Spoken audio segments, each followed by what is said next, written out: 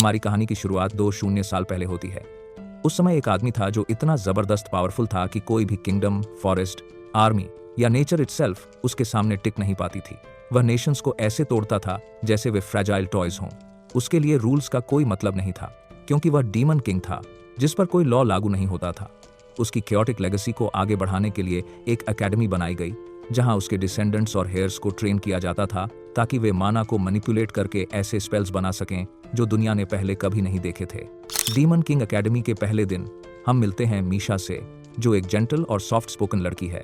वह entrance exam की वजह से नर्वस होकर कांप रही थी। तभी एक यंग मैन आता है जिसका नाम अभी रिवील नहीं हुआ है, लेकिन उसके अंदर की पावर का अंदाजा लगाया जा सकता है। गेट पर ही एक रूड स्टूडेंट उससे डिसरिस्पेक्टफुली बात करता है, यह नहीं जानते हुए कि उसके सामने कौन खड़ा है।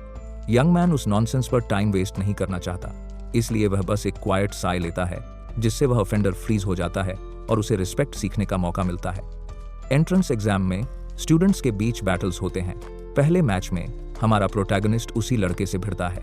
इस बार ओपोनेंट के पास मैजिकल इक्विपमेंट है, आर्मर जो मैजिक को रोक सकता है, और एक ब्लेजिंग स्वॉर्ड जो उसकी स्ट्रेंथ बढ़ाती है। लेकिन वह उस शख्स के सामने है जो किसी गॉड से कम नहीं है। प्रोटैगनिस्ट फिर से अपनी साई से स्वॉर्ड की आग बुझा देता है और अपने हार्ट बीट की रिदम से ओपोनेंट को अंदर से क्रश कर देता है। ओपोनेंट अपनी जिद की वजह से सरेंडर नहीं करता, भले ही वह बार बार मर रहा हो और रिवाइव हो रहा हो। बीच में प्रोटैगनिस्ट कैजुअली बताता है कि वह कम से कम 2 साल पुराना है। ओपोनेंट 20 बार से ज्यादा मरने के बाद फाइनली गिव अप कर देता है। एग्जाम के बाद स्ट्रेंथ मेजर की जाती है। ज्यादातर स्टूडेंट्स 100-200 पॉइंट स्कोर करते हैं, जबकि मीशा 100 पॉइंट से ज्यादा स्कोर करके सबको शॉक कर देती है। लेकिन जब हमारे प्रोटैगनिस्ट की स्ट्रेंथ टेस्ट की जाती है तो मेजरिंग आर्टिफैक्ट ही टूट जाता है, क्योंकि वह उसकी पावर को होल्ड नहीं कर पाता। एग्जाम पास करने के बाद उसका नाम रिवील होता है, एनोस वोल्डिगोड। सेलिब्रेट करने के लिए एनोस मीशा को अपने घर फीस्ट पर ले जाता है। उसकी मदर खुश होकर मान लेती है कि दोनों डेटिंग कर रहे हैं। लेकिन तभी अरीना वाला लड़का अपने ओल्डर ब्रदर के साथ वापस आता है और गुस्से में एनोस को इलेक्ट्रोक्यूट करने की कोशिश करता है, जो एनोस के लिए लाफेबल है। ओल्डर ब्रदर का स्पेल फेल हो जाता है। यंगर ब्रदर एक रेजरेक्शन स्पेल यूज करता है और ज़ॉम्बी बन जाता है, जिससे उसकी स्ट्रेंथ बढ़ जाती है, लेकिन वह अपनी ह्यूमैनिटी खो देता है। ट्रैजिकली ज़ॉम्बी का फर्स्ट स्ट्राइक उसके ओन ब्रदर को किल कर देता है, लेकिन एनोस उन्हें किल नहीं करना चाहता। वह दोनों को रेजरेक्ट कर देता है, जिससे सब हैरान रह जाते हैं। सच सामने आता है कि एनोस डीमन किंग का रीइंकार्नेशन है, जिसे पूरी यादें हैं। 2 साल पहले उसने पीस लाने के लिए ओपोजिंग लीडर कानून से रिक्वेस्ट की थी कि वह उसे सील कर दे, वादे के साथ कि वह फ्यूचर में वापस आएगा। कानून मान गया कि एंडलेस वॉर मीनिंगलेस है। आनोस ने फाइनल स्पेल कास्ट किया और कॉन्फ्लिक्ट खत्म कर दिया। फिर वह प्रेजेंट ईरा में एक नॉर्मल फैमिली में बेबी के रूप में रिबॉर्न हुआ। अब करंट वर्ल्ड में आनोस समझने की कोशिश करता है कि हिस्ट्री कैसे ट्विस्ट हो गई है। मीशा बताती है कि डीमन किंग का नाम कुछ और बताया जाता है, जो एनोस को इरिटेट करता है क्योंकि वह गलत है। फर्स्ट क्लास में टीचर बटालियन कमांडर्स चुनने के लिए वॉलंटियर्स मांगती है। रूल के हिसाब से कमांडर्स नोबल्स होने चाहिए, क्योंकि एकेडमी में डिस्क्रिमिनेशन है। आनोस को हाइब्रिड यूनिफॉर्म पहनने से कोई फर्क नहीं पड़ता, वह बोल्ड होकर हाथ उठाता है। उसका मेन राइवल साशा बनती है, जो मीशा की सिस्टर है। साशा देखती है कि आनोस ने रिक्वायर्ड स्पेल को रेप्लिकेट ही नहीं किया, बल्कि उसकी पावर डबल कर दी, जिससे टीचर को एडमिट करना पड़ा कि उसने आनोस को मिसजज किया था। कमांडर्स चुने जाने के बाद स्टूडेंट्स को साइड सेलेक्ट करने होते हैं। साशा आनोस को इंटिमिडेट करने की कोशिश करती है अपनी आई की डिस्ट्रक्टिव पावर से, लेकिन आनोस अनअफेक्टेड रहता है, जिससे साशा अनसेटल्ड हो जाती है। एक हफ्ते बाद साशा आनोस को ड्यूएल के लिए चैलेंज करती है। शर्त यह होती है कि अगर साशा हारी तो आनोस उसकी टीम ज्वाइन करेगा। आनोस मैजिकली रीइंफोर्स्ड कासल को हवा में उछाल देता है। साशा और उसकी टीम मिलकर एक जाइगेंटिक फायरबॉल अटैक करते हैं, लेकिन आनोस उसे इजीली स्टॉप कर देता है और काउंटर अटैक करता है। साशा हार जाती है और आनोस की अलाई बन जाती है। आनोस उसे कॉम्प्लीमेंट देता है, जिससे साशा और मीशा के बीच के टेंशंस खत्म हो जाते हैं और वे ट्रू सिस्टर्स की तरह बिहेव करने लगती हैं।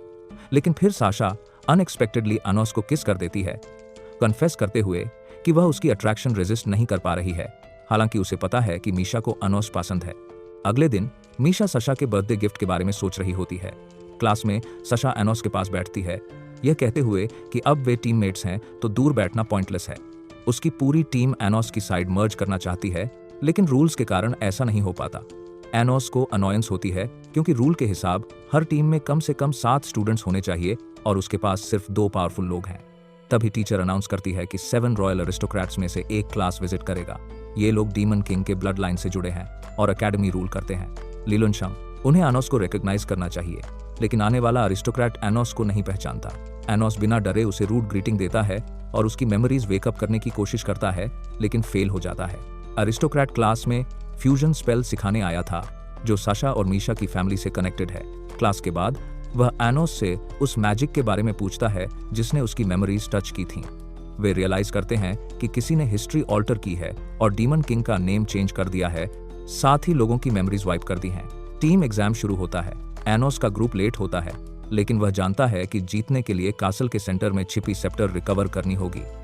चेंबर में पहुंचकर आनोस सीक्रेट कंपार्टमेंट खोलता है जिसमें ट्रेजर्स हैं।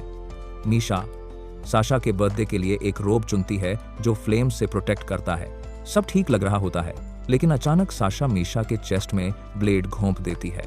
साशा का प्लान सिर्फ सेप्टर और रोब हासिल करना था ताकि वह हाईएस्ट ग्रेड ले सके। अनोस साशा से क्लैश करता है और मीशा को हील करता है। साशा भाग जाती है। मीशा फाइनली सच बताती है, वह इस वर्ल्ड में एग्जिस्ट नहीं करनी चाहिए थी। उसके 15वें बर्थडे की सुबह 5 बजे वह डिसअपीयर हो जाएगी। कारण यह है कि उस एरिस्टोक्रेट ने एक स्पेल यूज करके एक पर्सन को 2 पार्ट्स में स्प्लिट कर दिया था। साशा और मीशा असल में एक ही बीइंग हैं, इसीलिए उनका ओथ ब्रेक हो सका। अनोस यह एक्सेप्ट नहीं करता। वह मीशा से प्रॉमिस करता है कि वह फाइट करे। साशा फिर अनोस को चैलेंज करती है। इस बैटल का मोटिव अलग है। साशा रिवर्स रिचुअल परफॉर्म करके अपनी लाइफ सैक्रिफाइस करना चाहती थी, लेकिन इसके लिए जरूरी था कि मीशा उससे नफरत करे। लेकिन मीशा कभी साशा से नफरत नहीं कर सकती। ये इमोशनल ट्रूथ स्पेल को शैटर कर देता है और सिस्टर्स रेकंसाइल कर लेती हैं। एनोस सॉल्यूशन निकालता है। वह टाइम रिवर्स करके सिचुएशन अंडो कर सकता है, लेकिन एरिस्टोक्रेट रुकावट डालता है और आनोस के बॉडी में सोड घोंप देता है। आनोस के लिए यह वुंड मीनिंगलेस है। वह वही सोड लेकर एरिस्टोक्रेट के फेस में थ्रस्ट कर देता है और उसे वाइप आउट कर देता है। अब आनुस टाइम ट्रैवल प्लान एग्जीक्यूट करने वाला होता है, लेकिन guardian God of time intervene करता है। एरिस्टोक्रेट उस गॉड की पावर बोरो कर लेता है और आनोस से क्लैश करता है। आनोस रियलाइज करता है कि यह पावर टेरिफाइंग है। सिस्टर्स आनोस को लॉयल्टी स्वेयर करती हैं। आनोस एक ऐसी सोड समन करता है जो डिवाइन पावर को डिस्ट्रॉय कर सकती है। वह एरिस्टोक्रेट को कंप्लीटली डिसइंटीग्रेट कर देता है। केओस सेटल होने के बाद आनोस एरिस्टोक्रेट को रिवाइव कर देता है, क्योंकि वह उसकी ओन ब्लड लाइन से है। इससे उसे एरिस्टोक्रेट की लॉयल्टी और कोऑपरेशन मिल जाती है ताकि डिस्टॉर्टेड हिस्ट्री और इम्पोस्टर डीमन किंग की इन्वेस्टिगेशन की जा सके।